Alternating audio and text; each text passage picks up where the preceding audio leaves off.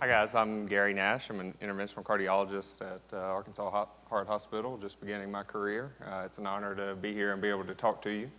I apologize in advance. My first draft slides accidentally got uploaded rather than my final draft slides, so please excuse any formatting or spelling mistakes. Although, as a attending once asked me, who I wrote a paper with, who English was his third language, asked me if English was my first language. So I have no disclosures. So the biggest point I want to make with this talk is exercise is good for you, and I want you to recommend it to your patients. But I'm going to talk about some scary stuff that can happen with exercise. But let's emphasize the good stuff first. So regular exercise has several long-term benefits on cardiovascular health. It lowers total cholesterol, LDL, and triglyceride levels while at the same time raising HDL levels. There's a lower incidence of hypertension in individuals who exercise. And you also see improved glucose metabolism and insulin sensitivity in populations who exercise. And for your diabetic patients, this applies to them regardless of any weight loss. So even if they don't lose weight, if they exercise, they're going to require lower doses of insulin.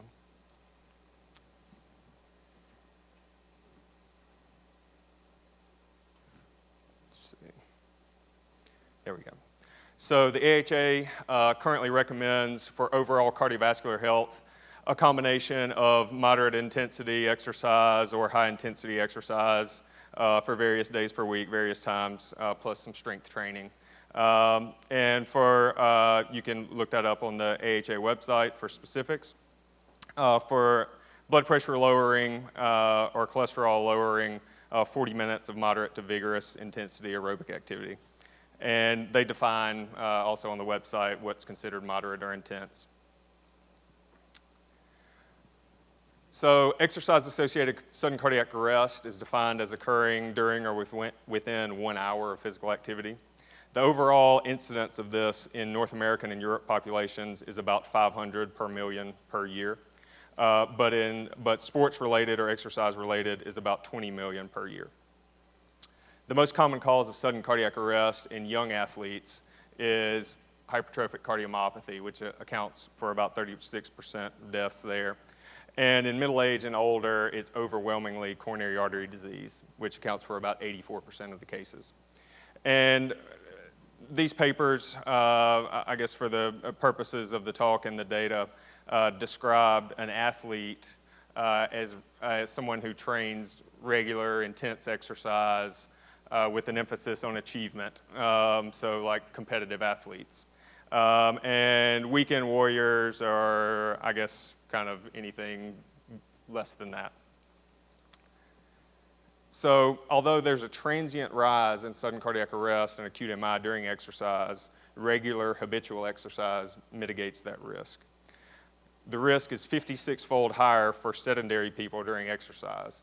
So that means dad who all of a sudden decides he's going to go clean out the attic and do the yard and move some furniture, and he otherwise hasn't done anything before that and has a heart attack, he is higher risk than someone who has performed more regular exercise and performs vigorous activity. So in other words, the more you exercise, the lower your risk during exercise is.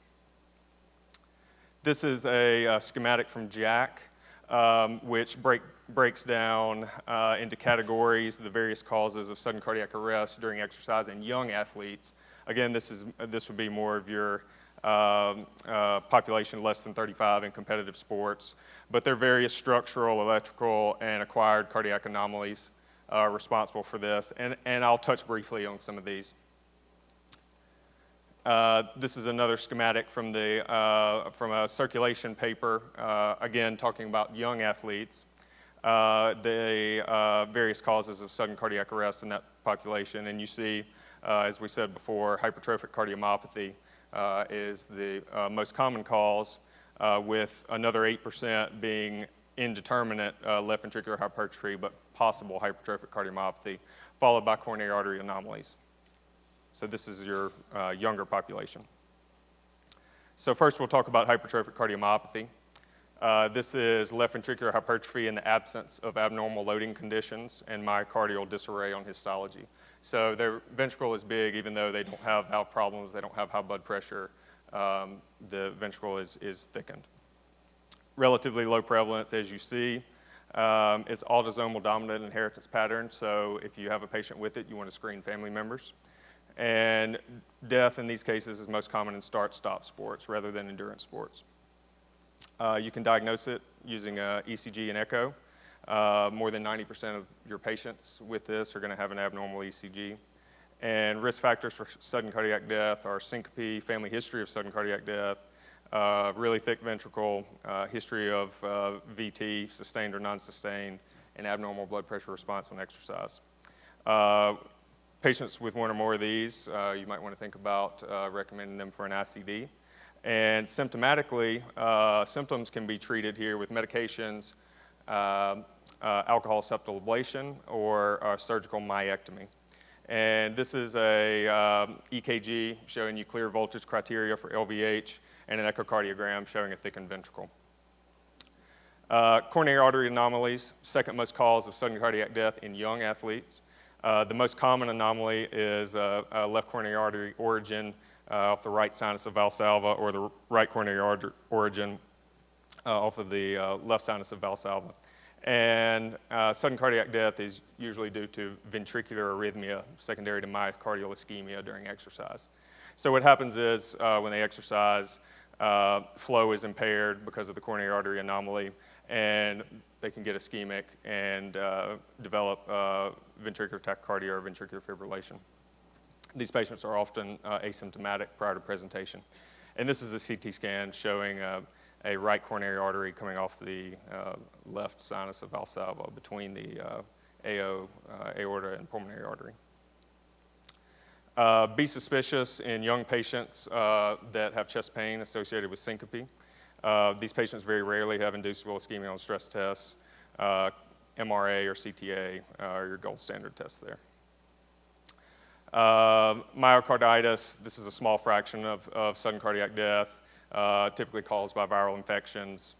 Consider it in patients with recent viral illness who develop a new exercise intolerance or heart failure symptoms. And the danger here again is associated ventricular arrhythmia.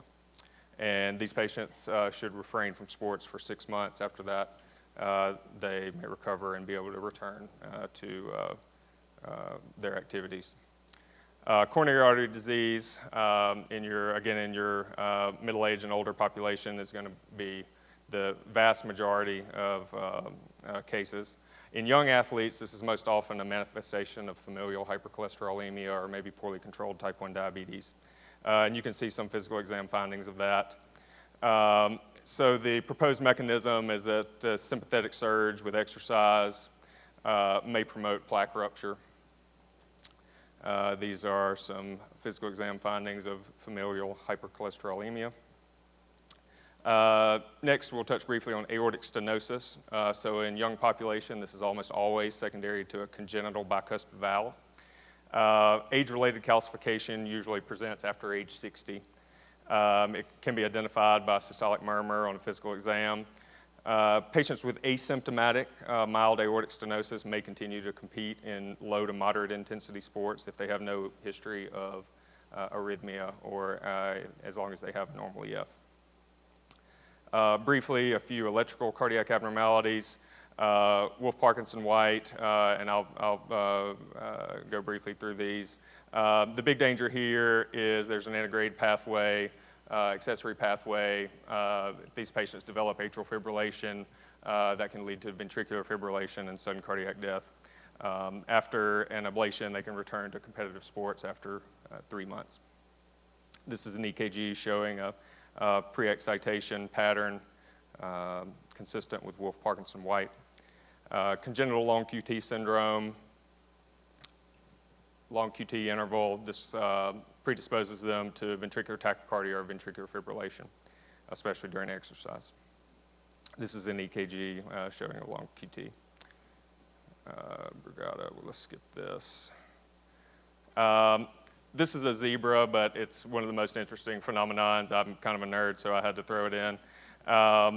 Commotio Cordis, this is basically an electrical impulse created by a blow to the chest that, if timed perfectly, can cause ventricular fibrillation. And this is most common in children or adolescents with a thin thoracic cage. So this is the most important thing I want to stress. You guys, as primary care providers and practitioners, are the front lines of screening. And many times you'll be asked to see patients for pre-participation screens or to see older patients who want to start an exercise program.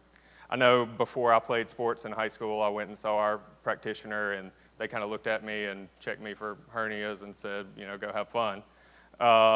And for the vast majority of patients, that's fine, but it's always devastating when a young athlete develops sudden cardiac arrest. So this is a 12-element AHA recommended pre-participation screen for competitive athletes, and it emphasizes a personal and family history where you want to ask questions like, do they have exertional chest pain? Do they have any history of syncope or near syncope? Any excessive exertional unexplained dyspnea or fatigue?